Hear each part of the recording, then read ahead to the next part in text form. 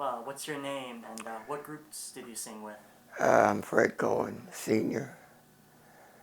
Uh, Sang with the Mohawks, Teddy and Twilights, and we had one group with about 4 or 5 different names. I can't remember the names, but with a lot of groups. I had an opportunity to sing with the Drifters, but they were on salary. They made like $100 a week or whatever, but they had to do a lot of traveling, so we didn't do that. Okay. I guess to move on, to start with you, when you were growing up with your parents and siblings or relatives, were they into music, or like how did you like find out that you wanted to sing? As a kid, I just liked singing Nat King Cole. I used to like Nat King Cole. And I was told I sounded like him when I was a kid, so that was the beginning of that. And then if you sing pretty good, you can get the girls, so that's the main thing. And then you started that the Mohawks group in high school, right? No, we were out of high school. And how did that group form? Just our friends getting together, singing on the corner. And we did an audition with Doc Bagby. He was a musician, and he played at the Uptown Theater. And we went through the audition, and he liked the way we sound. And he gave us that song, I Got a Gal. But the irony of it is, the original guy that did that recording, I can't think of the name of it now. Ivy Tones? Ivy Tones, yeah, the Ivy Tones. We knew a couple of the guys that sang in the Ivy Tones. And when we did that song, and they heard it, they didn't even know it was their song. We changed that song around so much they didn't even recognize it. So. How was that first experience walking into that recording studio? That was great. Yeah. The better experience was when we heard it on the radio. Yeah. After that, did all the girls start swooning you guys? Yeah. We were signing cigarettes. We were signing arms. Yeah, it was great. That's fun. And how long were you with the Mohawks? I really don't know. 10 years, I guess. I don't know. We grew up together. Everybody's still friends, so. And I left the Mohawks and I got married. And that's when after that I started singing with the Twilights. And they were going by the Buddies at that point, right? Yeah. The Buddies had a couple of different names. And the studio gave us the name Teddy and the Twilights. Yeah. And I guess, I think that first record that came out, there was two. The one by Teddy and the Twilights with the flip of Goodbye to Love, and then a group called the Tiffany's, The Tiffany's, right? Yeah.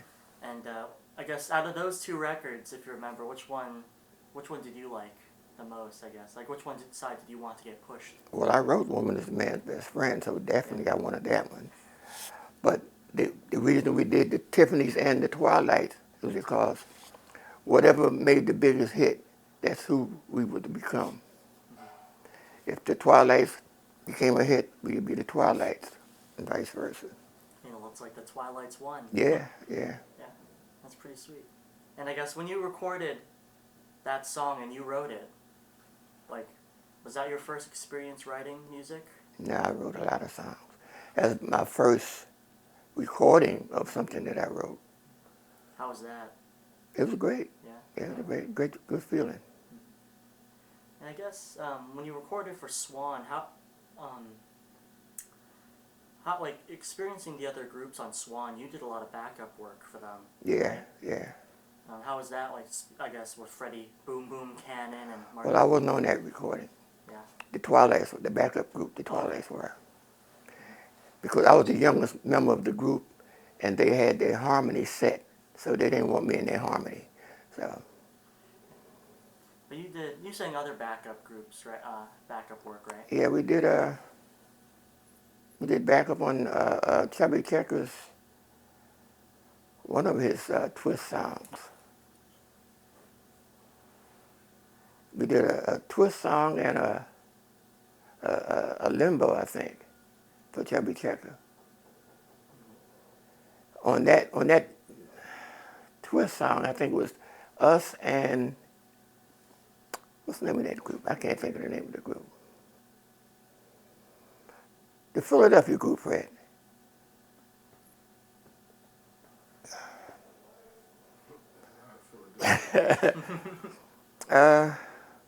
The one that's out now, that's Teddy Pendergrass. Blue Notes. Before Teddy Pendergrass. Harold Melvin. Yeah. No, it wasn't even Harold Melvin. It was just the Blue Notes. Harold Melvin was just a member of the group. And we worked together and did some backup. Mm-hmm. And I guess after you guys came out with "A Woman's the Best Man," that song, right? Mm-hmm. How was the tours you guys did, and how was the shows? We did pretty good. We didn't really go that far. We went Pittsburgh and the different areas. We did a lot of record hops. Mm-hmm. Record hops means you sing but you don't get paid. Yeah. So basically freebies, and we did a few of those. Did you like doing those shows, or was it more of a?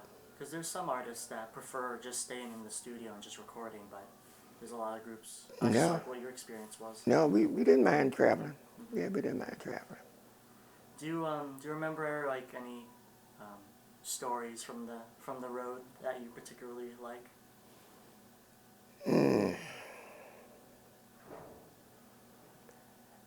Well, after a while, you get tired of traveling on the road, the driving.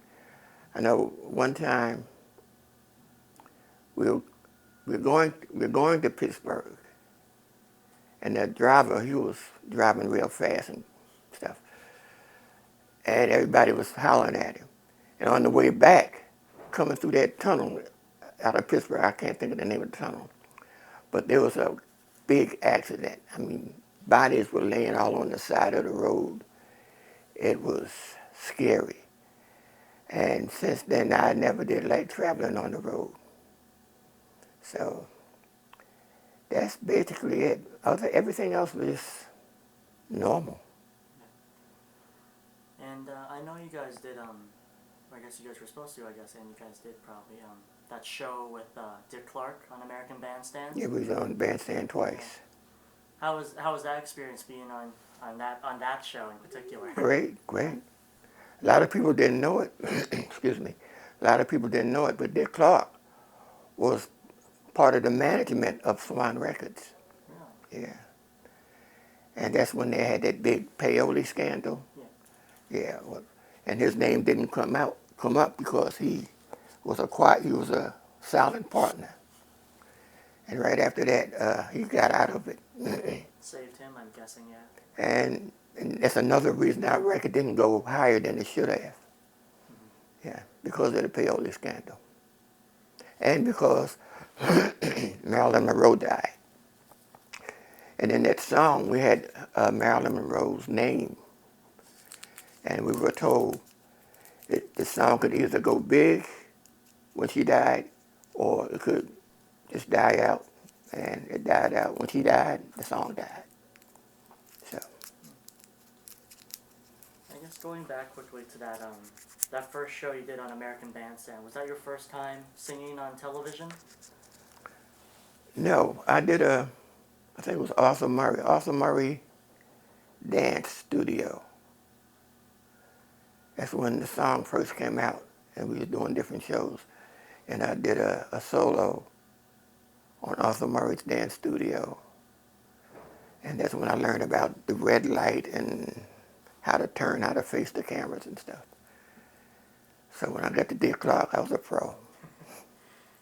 And how was the audiences at those TV things? It's nice, yeah. Yeah. It's nice. But they were kids. Yeah. I was married. Yeah, I was married then. They were kids. And the Twilights, they were a lot older than me. I was the youngest in the group. So when you joined, I guess in around 61-ish, how old were you, and how old were the rest of the group compared to you? I was in my 20s, and they had to be at least in their 30s. Really? Yeah. Because I guess they started recording, I guess, probably in like the late 50s, 60s. Yeah.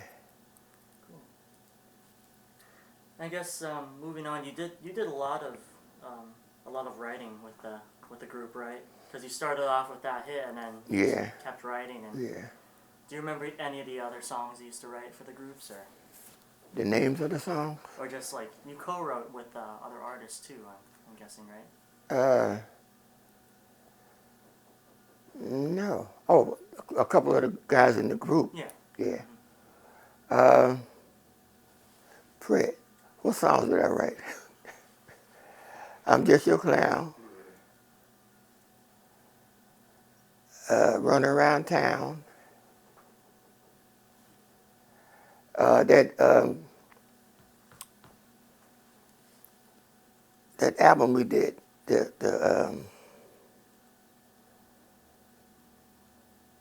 the dance. The limbo. Yeah, I wrote most of the songs on that.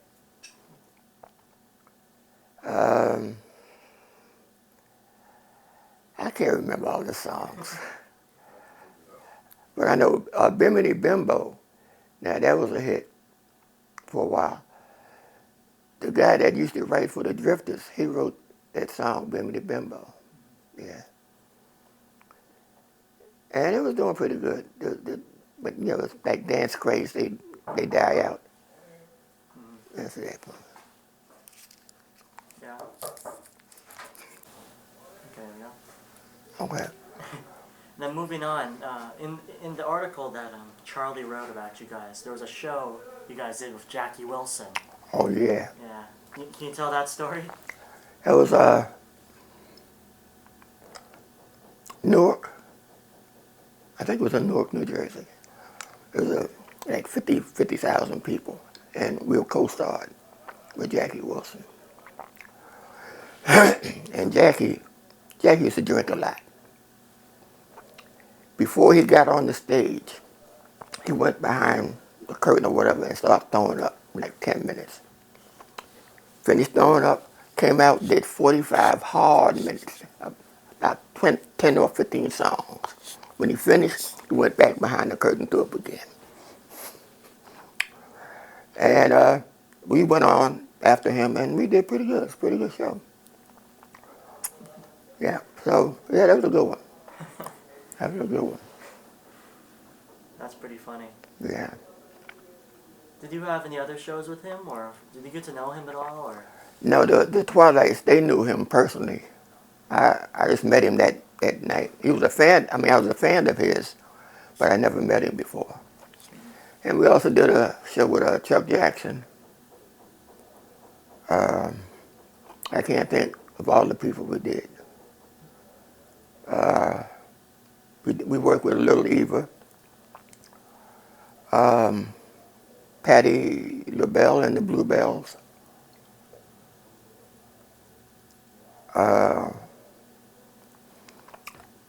I can't really think of all of them. And I guess when you were on Swan, you guys got pretty poor promotion because of all the other artists like Freddie Cannon and people like that. How do you feel? Do you feel like your records you guys would have been bigger hits if they promoted you guys better? But they couldn't because of the peyote. Yeah. That peyote, everybody was doing it. But for some reason, I don't know how it started or how it stopped. But what happened with the peyote, you go to a DJ, you give him a couple of dollars, not a couple of dollars, you give him some money. If it's enough money, he'll play your record. If not, the song goes in the trash can. And since Dick Clark didn't want to get involved with the peyote, Swan didn't want to get involved with the peyote, they stopped promoting the song. And that's the reason why. That and because Marilyn Monroe passed away. After you guys did all your shows and all you guys recorded, what do you remember how you guys ended up disbanding or why? Well, basically because I was married and I couldn't travel like they really wanted to travel. We had an opportunity for a 50-week tour in upstate New York and Canada. But the thing is, I had 2 kids, and I wouldn't be making enough on the tour to send money back home and then take care of myself on the road, so I couldn't go. And they got mad at me, but hey, and that's how that went.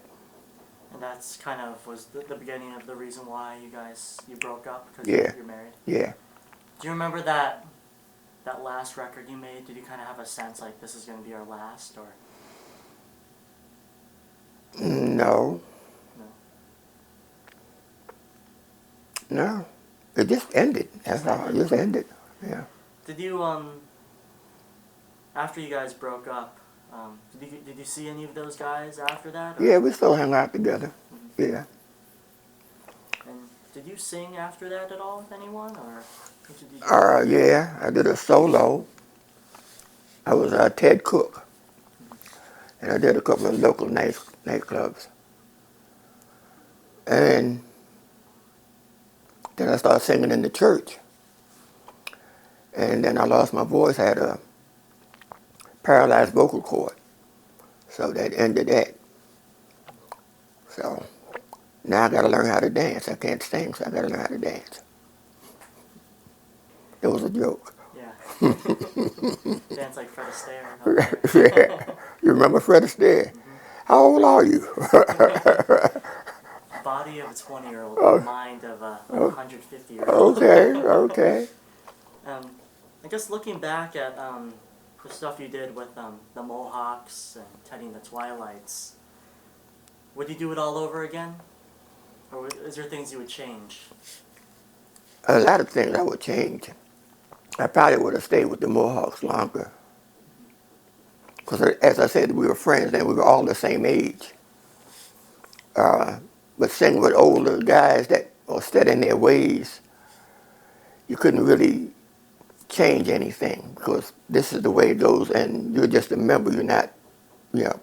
So, You just follow along. yeah. But yeah, basically the same way, we're the Mohawks. I think they all passed away too. Yeah. So I'm the only surviving member of the Mohawks and the Twilights, I think. And you sang lead on all of the Twilights recordings. Yeah. And you sang lead on just one of the sides of the Mohawks? We only did the one song. Yeah. I sang Got Gal and Richard Tay Brown. He sang Bewitched, Bothered, and Bewildered. Mm-hmm. Which I still hear on the radio every now and then. Yeah. Mm-hmm. Yeah. It's really popular with the Pittsburgh crowd still. Oh, really? Yeah. They love that record. That's deep. That's an old standard. Yeah. That song is older than me. Yeah. It was I think it was written in like the 20s or something. Yeah. I'll say one of the earliest memories I have buying records, I was about 11 years old and I walk into a junk shop and I pull out this record on the Swan record label.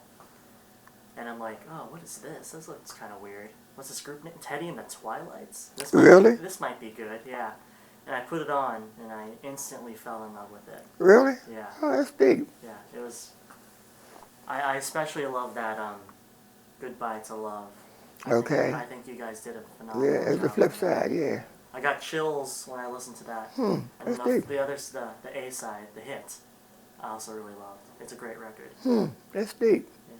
I feel like it should have been bigger. But Yeah, well, it should have that been. payola scandal really Yeah. screwed everything up for you guys. Yeah, for everybody, a lot of people. I mean, especially the DJs. That was their side hustle. I mean, they wasn't making a lot of money DJing. So their side hustle was that peyote. Yeah, I mean, they could make a lot of money with that peyote. I think it hit Alan Freed pretty hard too. Yeah. I think it hit him the hardest. Yeah, because he probably was making the most money. Yeah, Yeah. Oh, definitely. yeah. Yeah. But we had some local DJs that got hit. Georgie Woods, Kay Williams. Um, I'm trying to think of the names, but they got hit. Kay Williams, he's dead now, so I can talk about him. You go in the studio and you give him a record, and he holds out his hand. If there's enough money in there, he'll play your record for a couple of days. If not, that's the end of that. You won't hear that record anymore. Now, Georgie Woods, he played our record regularly. I mean, like his show was like 4 hours, and he would play it maybe 5 or 6 times while he was on the air. So he broke the record in Philadelphia. Playing it 5-hour shows. He played it so long. Yeah. Yeah, I yeah, assume so. yeah. I guess. Is there anything, any other stories that I might have missed in my notes, or that you wanna? You probably remember more than I do. My memory is going right now. That's okay. But it was some good years. It was a few good years. Yeah. You guys made some great records, though, and they're still remembered to this day. Yeah, that's good. Yeah. Yeah, good. Thank you. So how old were you when you discovered Ted and the Twilights? Yeah, about 11, 12 years old. Wow. I got neckties older than you. Wow. But it was definitely a turning point in my life. That's good. That record really helped me. That's good. Okay. I guess, is there anything else you want to say to the people watching that they want to remember? Yeah, just good memories. Just good memories. That's about it for me. Well, thank you. And I thank you. Okay.